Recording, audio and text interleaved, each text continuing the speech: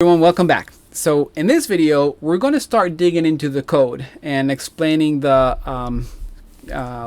technical background of each line of code here, the layout, the imports of the libraries, and everything else you need to understand how to create this decentralized application on your own. But first, I want you to get started. I want you to be able to run this on your computer. You should be able to do this successfully by using this GitHub link. I put everything in this repo called shelter-dash.py. And I'll put this link, animal shelter Python. This will be under the video. So you can either git clone if you know how to clone things into your computer and download everything, or if you don't know how to do git clone, just download this shelter-dash.py file, all this code. Just copy everything, Control A, and download it to this file that you can create on your computer with this name. Make sure to save this file, copy everything again. And this is the contract ABI. We'll go over this in a second to see what this means. You'll need it to name this file. Keep this file name exactly the same. And then put a static folder. And inside the static folder, you'll need a little bit of this JavaScript. Well, this is the ABI, so just copy paste, but you'll need this JavaScript here at the bottom. So your folder structure should look like this. Your application root folder, the static with the main JavaScript, and then contract ABI.json and this .py file. Once you have everything, make sure to install the Python libraries. You'll need to install Bootstrap components, -aggrid, and everything that this app relies on to create this beautiful front-end interface in Python.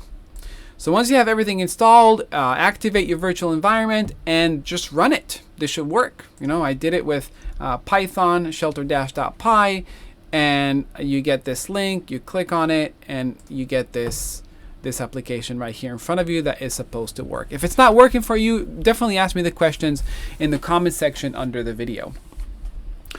So let's say you got this to work.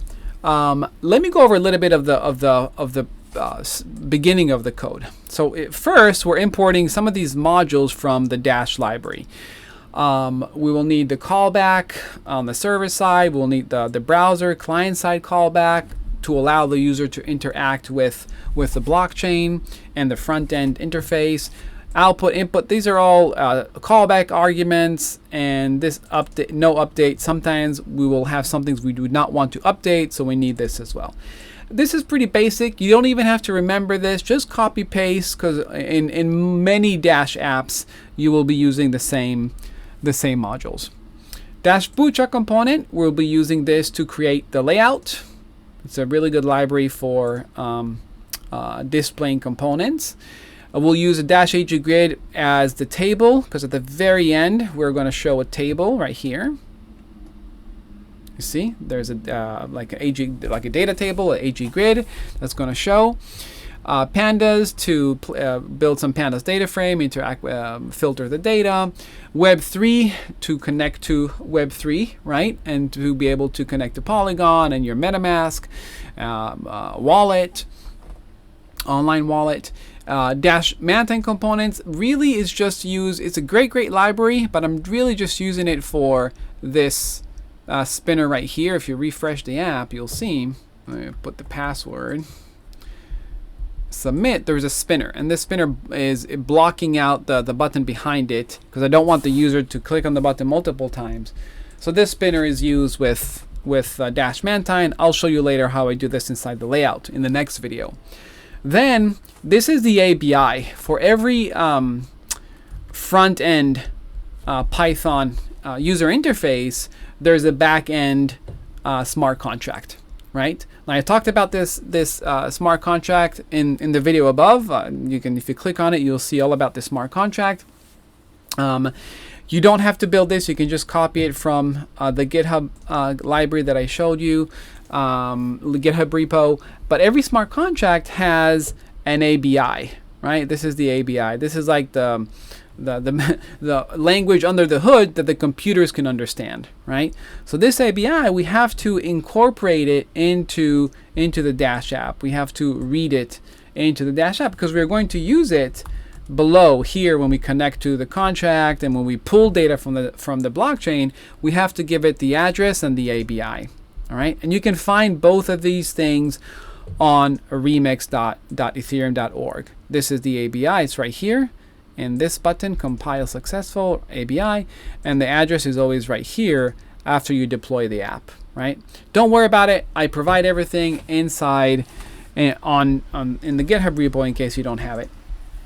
All right, so in this case, all I'm doing is I created this file that reads the ABI from Remix, this button right here.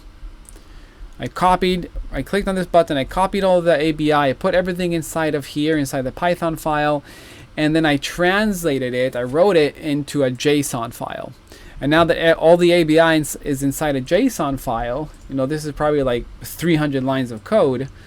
Once everything is in there, now inside my Dash app, my Python app, I'll just read it. I'll read the ABI from this JSON file, right?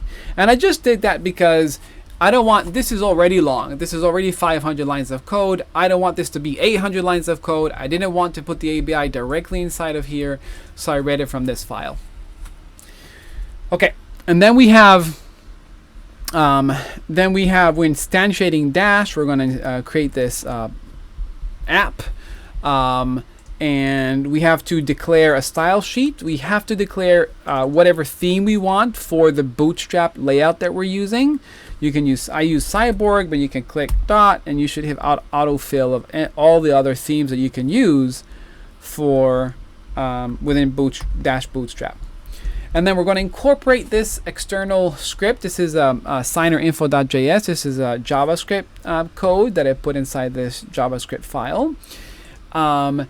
There's a little bit of JavaScript that you're going to have to use in this application, because this application allows people to connect to add new data, new shelter data to the blockchain. And to add data to the blockchain, you either use your own private key, which you don't want to use in this case because you don't want to pay for the gas money, you don't want to give people access to your private key, or the user themselves that interact with your app are going to use the MetaMask smart wallet, their own wallet.